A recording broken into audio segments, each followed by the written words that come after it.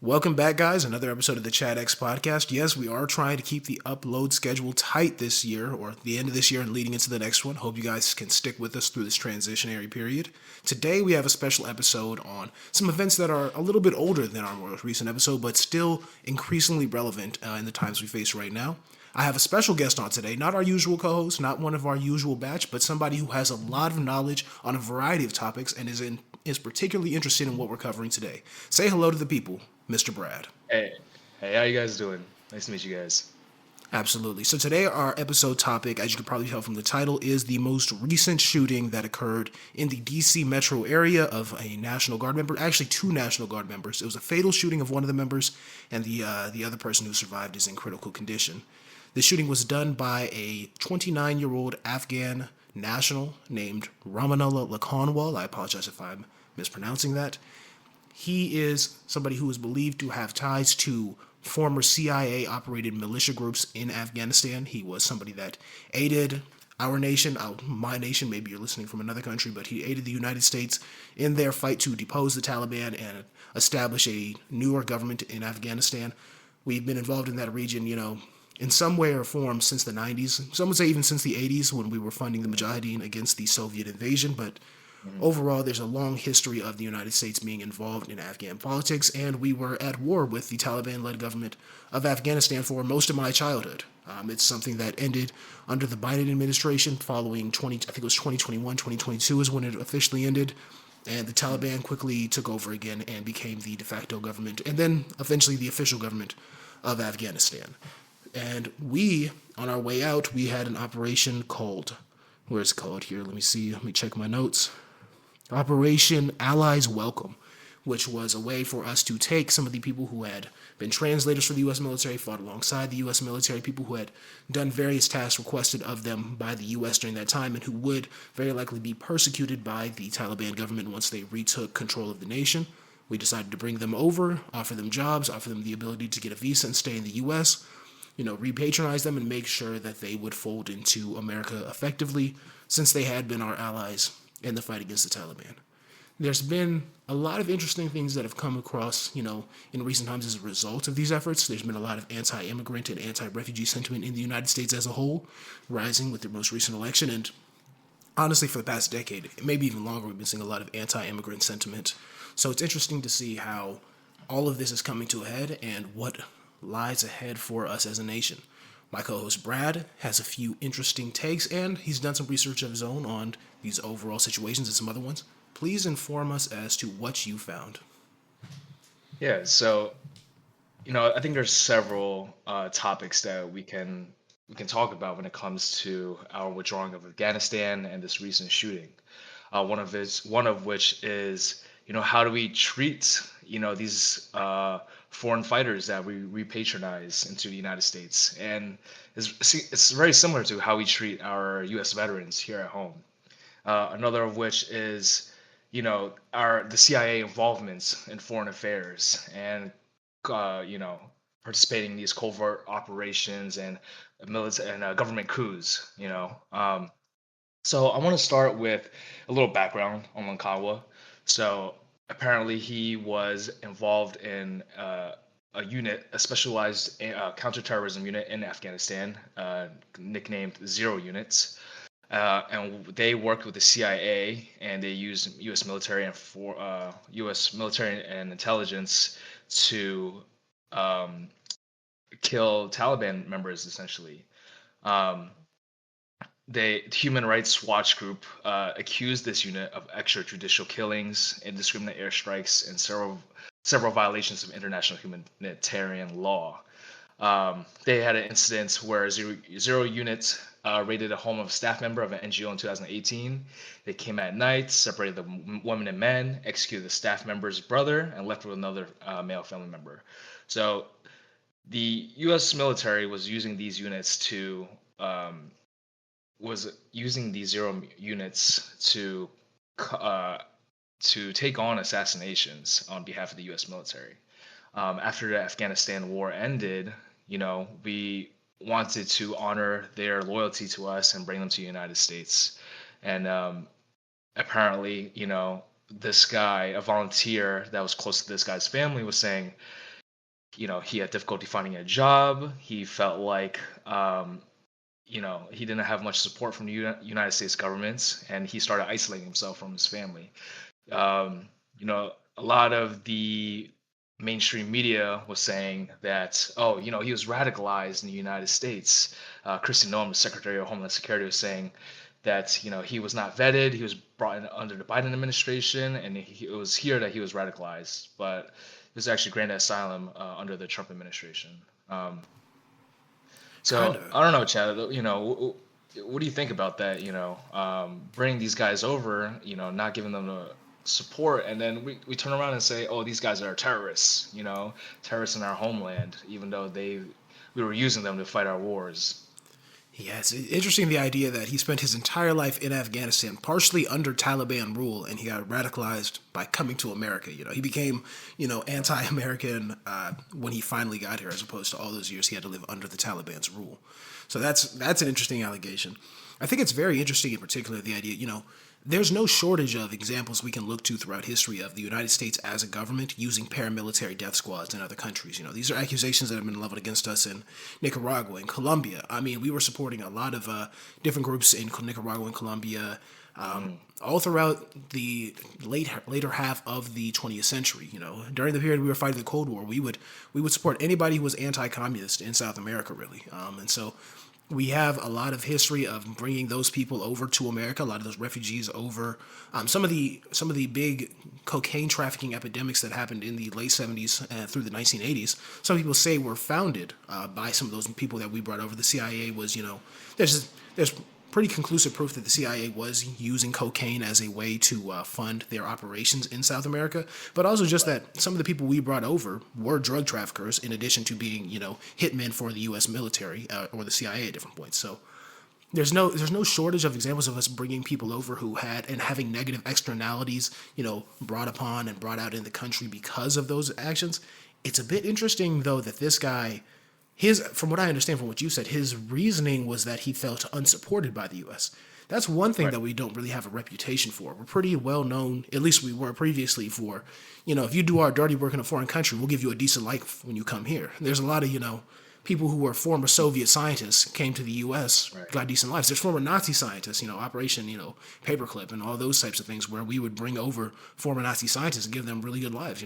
They say half of our NASA founders were actually former German scientists during World War II. So it's interesting that we're getting to a point now where the things that we are known for, positive and negative, using nationals of other countries to assassinate leadership and take out upstart movements and grassroots level communist Islamists, whatever the movements are, we're used to using people who are from those countries to fight them and then bringing them over here after, letting them run and hide with us. But now we're not even taking care of those people.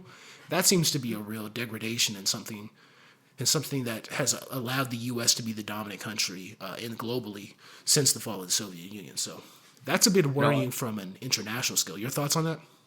no. I mean, it's unfortunate. I mean, it seems like, when the United States is done with you, we're done with you, right? We utilize these scientists from Nazi Germany, in order to proliferate our NASA program, our space program, our weapons programs.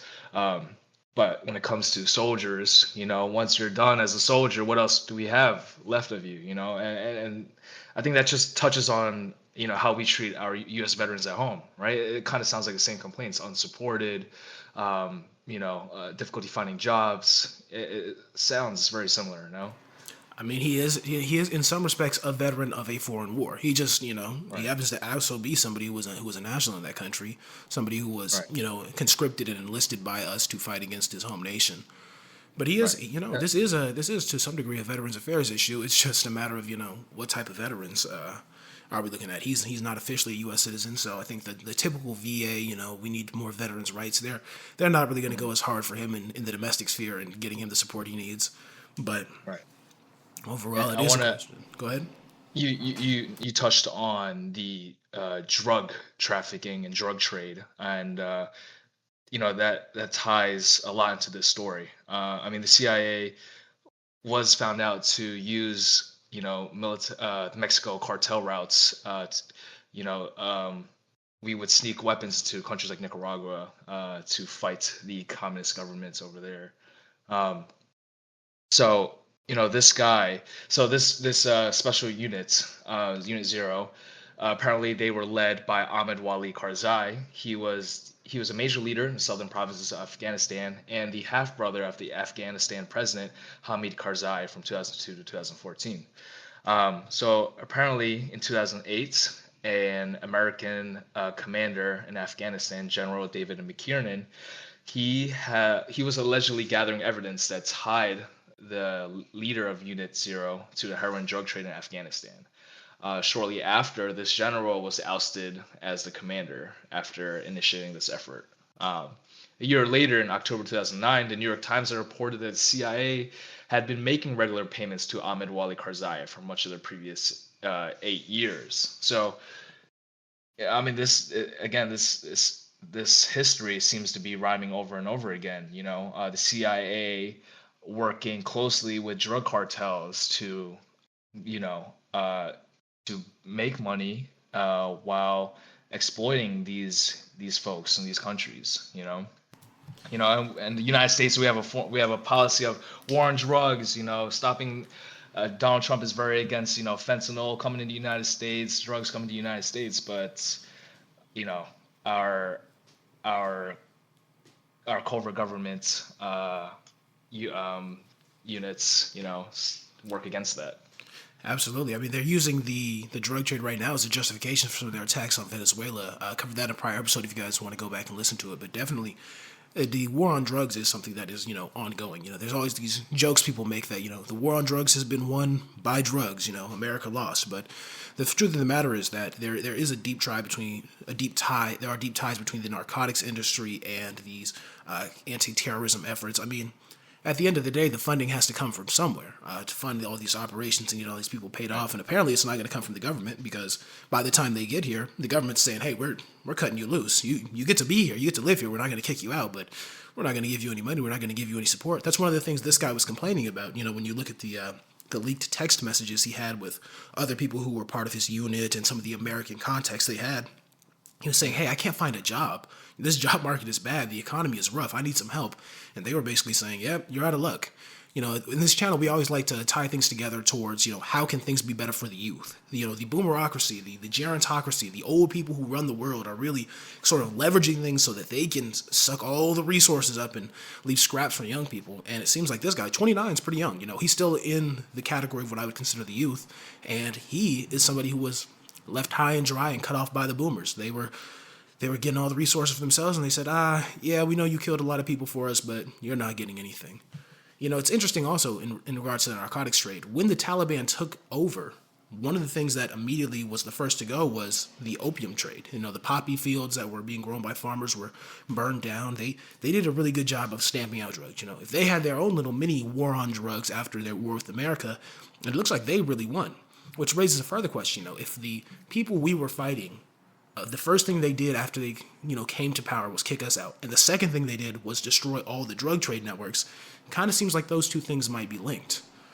Which, also, one more time, yeah, sorry, let me just get this last thing in. It does tie back into what's going on right now with Venezuela as well. It looks like we may be getting involved in another foreign war. There's this concept that a lot of thinkers throughout the years have said about America that when we get embarrassed in other countries, Vietnam, Afghanistan, Iraq, these wars that we seem to lose, what do we want to do? We want to come back over here to the Western Hemisphere, go down to South America and Central America and say, all right, we're going to bully you guys and push you around and show that we're still the big dogs and we're still powerful. It's a way to, like a man that's been emasculated, we have to try to prove we're still a tough guy. We're still the top dog. And it looks like that may be what's going on right now. And it's interesting to see what third order effects will that have, second and third order effects will that have, similar to how with this war in Afghanistan, we brought all these young people over who did do the fighting for us and are now being unsupported and are getting involved in, domestic terror attacks, shooting National Guardsmen, things of that nature.